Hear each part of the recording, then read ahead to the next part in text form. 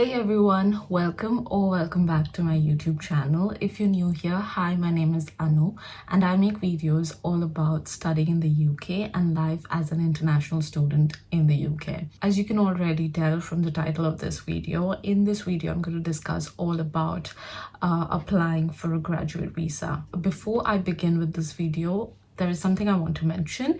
If you are planning to study in the UK and you're looking for accommodation, there is one platform that I always recommend to everyone, which is Amber. Amber is also where I booked my accommodation from when I was doing my master's at Exeter, so I highly recommend it to everybody. When you book your property through Amber, there are 3 simple steps that you need to follow: search, finalize, and book. First, you will need to look for an accommodation option from thousands of listings, and you can send an inquiry by filling up the form. Once you do that, a booking executive will get back to you and also provide suggestions. When you finalize a property, the booking executive will do all the work to help you out, including the paperwork. So your experience is going to be completely hassle-free. Go ahead and book your accommodation through Amber. It's the first link in the description box below. Before I begin talking about the application process, there are some basic details that I want to cover. Why should you apply for a graduate visa? What's special about this visa is that in general, if you wanted to work in the UK, you would need a work sponsorship from the company you're working for, but instead of that, this visa allows you to sponsor yourself for 2 years, so there is a time limit. Now let's talk about the eligibility criteria. You would be eligible to apply for this visa only if you are in the UK on a student visa, you have done an undergrad or a postgrad course, and you have successfully completed that course. Once you're done with your dissertation and you get your marks back for the dissertation and like a final mark sheet transcript from the university, basically when you get the transcript is when you are eligible to apply for a graduate visa. And you would notice something: the visa that you get for your 1-year course is not for 1 year, it's more than that. It's about 1.5 years or somewhere around that. What a lot of people do is that they apply for graduate visa towards the end of their visa period. Suppose my visa is valid till the month of January, but I completed my course in September. So I still have the visa validity from September to January. I'm not doing the course, but I still have my visa, which means I can still live in the UK for that period of time. So what a lot of people do is that instead of applying for the graduate visa in, say, October or November, when you already have your results, a lot of people instead apply in the month of January. This is because the graduate visa will be valid for 2 years from the day you receive the visa. So the earlier you apply, the earlier you receive the visa. The later you apply, the later you receive the visa. So if you apply for your visa, say in November, and you get your visa by December, so you can only stay for the next 2 years till December, if that makes sense. Whereas if you apply for your visa in the month of January, you can stay for the next 2 years till January. So you get just a little bit of extra time, which is why a lot of people do this, but I would not recommend that. If you ask me, I think the ideal time to apply for a graduate visa would be December. Now coming to the application process. The application process is fairly simple. Well, first you need to create an account on the UK government website. If you have trouble finding the website, you'll find the link in the description box below, so you can use that link. But yeah, you need to create an account by providing your name, email address, phone number, date of birth. And once you have created your account, it's like a very basic application form. It's quite lengthy, I would say, but it's not difficult. And something I really liked about the application procedure is regarding the biometrics. So back when I was applying for a student visa, I had to physically go to the VFS office to provide my biometrics. That's the procedure. But with the graduate visa, you don't have to do that. You can do that, that's an option, but you don't have to. Instead, what most people do is download an app on their phone, and this app just allows you to take a photograph of yourself, or you can just ask someone else to take a photograph of you, and it kind of scans your face. It's very simple to use, and whatever you need to do from downloading the app till the end. Everything is mentioned in the website, so it's pretty simple to use, and I would definitely recommend that instead of physically going to the VFS office. Something else that I want to mention: before I was applying for my graduate visa, I was going through a lot of YouTube videos by other creators who were discussing how they applied for their visa, and I heard a lot of them say that you would need an Android phone because the technology on an iPhone does not support the biometrics.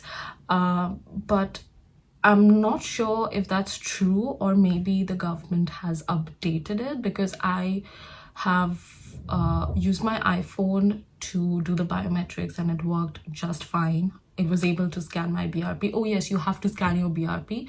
That's where most people said you would have problems on your iPhone, but it worked perfectly well for me. So the only explanation would be that maybe the government has updated their system, so you don't have to worry about using an Android phone. You can use Android or Apple both. So the biometrics is pretty much the first step, after which you have to fill the form. Like I said, the form is pretty simple. I have taken a PDF of the form, so I have it open here with me. I'm glad I have a copy with me so that it helps when I make the video. It just asks basic questions like name, application number, passport number, nationality, date of birth. Then of course it'll ask you details about the university where you studied, so the university's name, what course I did, the course start date, end date. So there's also a travel history section where it asks you how long have you lived in the UK and how long have you spent time outside the UK. So for me, I've been to India twice before applying for my graduate visa, so I had to mention the exact dates when I left the country, when I got back, and they also asked for the reason for the time spent outside UK. So you can just say like visit family during vacation or something like that. There's also a section which asks you for your current address, so that is the address you should be living in when you apply for your visa, and that is also the address where you will get your BRP delivered to you, and that address has to be in the UK. And it's very important that you are in the UK while you're making the application. So you cannot be making an application from your home country. You need to be physically present while you make the application and while you wait for your BRP. And that's it. It was quite a small application process, I would say, in comparison to the one that I remember filling for my student visa. After you're done with the declaration, you have to make the payments. There are two kinds of fees that you'll need to pay with this application. One is the IHS fees, which is for health, and the other one is the application fee. The application fee is just an exact amount that you pay, and the IHS depends on the number of years you're planning to stay. So there's a basic IHS fee and multiplied by the number of times you're planning to stay. So for regular graduate visa, like for me, I had to apply for 2 years because that's what the rule is. But for a lot of people, like those who are doing PhD, they can apply for a graduate visa for 3 years. So for them, the total amount would be the IHS fees multiplied by 3. But for others who has done their bachelor's or master's like me, it's IHS fees multiplied by 2. The total amount I paid for my application was £2070, so 2070 exactly. It would be slightly different when you're applying, or maybe a lot different. I'm not sure how much the price is increasing, but I have shared a link of the website with all the details. It's the official government website which has all the details of the graduate visa, so you will get to know the exact price in there. So it's in the description box, so you can check that out. I don't know if you can hear it or not, but there is somebody singing outside. It's not helping when I'm making a video, but it's quite loud. And I think the person heard me because he stopped. But anyway, after you get your new BRP delivered to you, you'll get an instruction with all the details about your new visa, your new BRP. You would also get to know that you would have to cut your old BRP into half and send it to an address. The address will be mentioned in the email that you receive from the UK government. It's a fairly simple process. You can do it from literally any post office near you. And the total cost for the envelope and posting it was literally 95 pence for me. It might be even cheaper than that. It depends on the post office. But yeah, I would highly recommend that you do it as soon as possible, as soon as you receive your new visa. And something very important is about digitalization of the UK visas. So something that the UK government is trying to do by the end of this year is making things digital, including visa. So the current BRP that I got, the physical BRP, states that it expires in December. So 31st December 2024 is when my BRP or my visa expires. And it's not just me, it's literally for everyone. But my graduate visa is valid even for the next whole year, but it's going to be digital, and we really do not know what that means. Nobody knows that. So we have been informed through email that we would get further details about what needs to be done, but we don't have that information yet. So when I get to know what exactly is the procedure for the new digital visa, I will make another video. But for now, I'm sorry, I do not know much, but this is what it is for now, for not just me, but for everybody. For those of you who are planning to apply for your graduate visa maybe next year, you probably won't even get a BRP. You will directly get your digital visa, which is very exciting and less troublesome. It would just make things easier for you. You don't have to have a physical BRP and a digital BRP both. It's very confusing for me at least.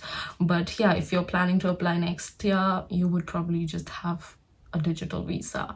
But yeah, that was pretty much about my graduate visa application process. I hope you found this video helpful. If you did, please show your support. Please like this video and subscribe to my channel. There's something else I want to mention. I've been receiving few messages from some people who've been telling me that they found my videos really helpful, especially my scholarship essay video, and after watching that video they applied for the scholarship and got the scholarship. So that kind of thing makes me really happy. Like, thanks for just letting me know that. It really makes me happy that I was able to help. So if you are applying for a scholarship at the University of Exeter, I would recommend you watch that video because it genuinely has helped people, and I'm glad it did. So you'll find the link to that somewhere on the screen as well as in the description box. So thank you so much for watching. I'll see you guys again very soon. Goodbye.